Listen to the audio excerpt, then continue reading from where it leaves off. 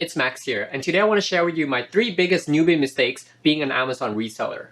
So the first one that I want to address as an Amazon reseller is you definitely want to check the average sales rank.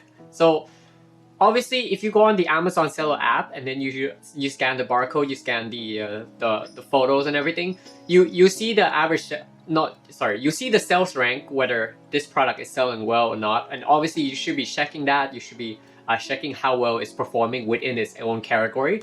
But ignoring the average sales rank is one of my biggest mistakes. So you should be using software like Keepa. I'm using another software called Send. You can use Buybotpro. There's like other software that has Keepa integrated.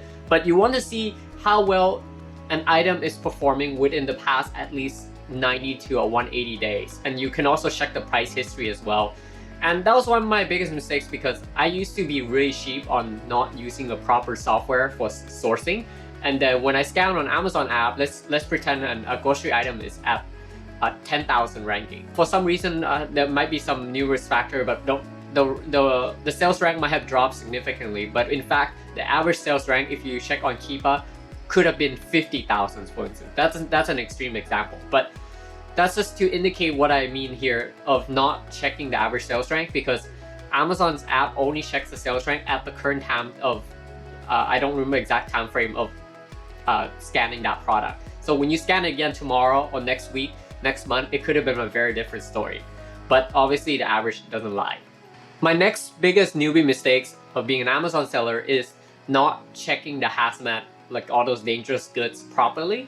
Because back a few months ago, I actually got approved into the Hazmat program. So I thought now that I can sell Hazmat, I could just order any products in.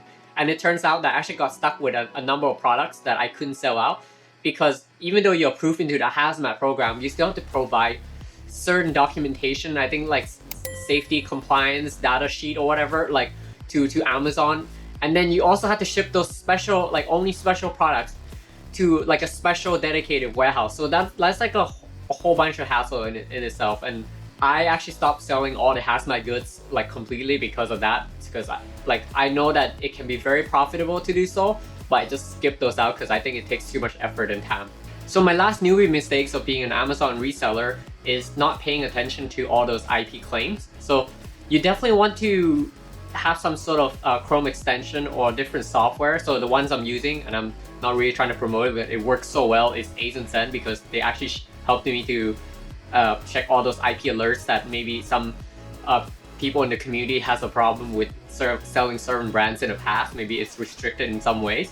So that's very important, because if you get hit with all those warnings from the company and through the Amazon, your accounts could get deactivated.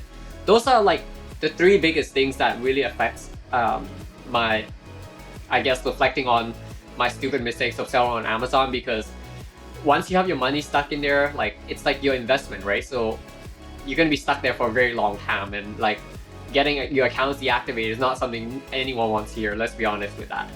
So anyways, I hope you enjoyed this short video, and definitely keep a lookout on those things and not make the same mistake as me. Anyway, thanks for watching.